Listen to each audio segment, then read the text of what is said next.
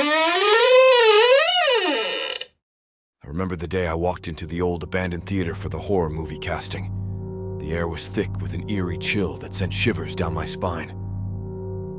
As I stepped inside, the creaking of the floorboards beneath me added to the unsettling atmosphere. The casting director, Mr. Blackwood, greeted me with a chilling smile that seemed to linger on his pale face.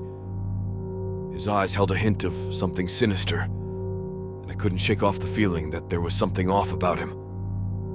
The auditions were held on the stage, where the set was arranged to resemble a haunted mansion.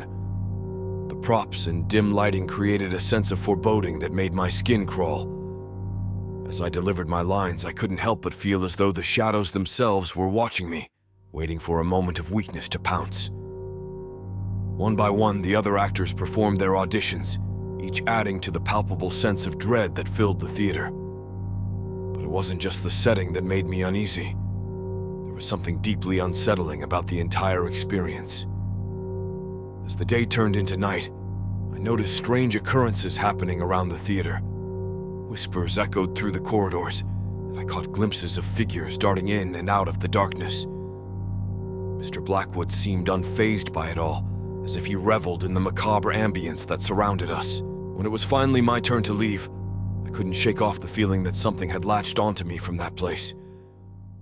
That night, I dreamt of sinister faces lurking in the shadows, of voices beckoning me back to that dreadful place.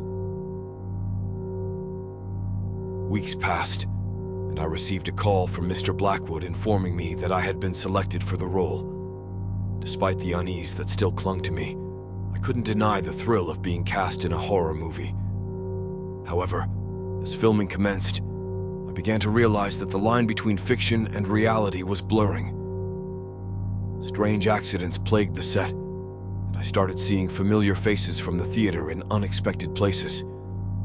The sense of being watched never left me, and I couldn't shake off the feeling that something malevolent was at play. As the days went by, the boundary between the movie and my own life became indistinguishable. I found myself living in a waking nightmare, unable to escape the horrors that seemed to have seeped into my very existence. To this day, I can't be sure if it was the role that cursed me or the theater itself. But one thing is certain: the experience of that casting and the subsequent filming had left an indelible mark on me, one that I could never erase.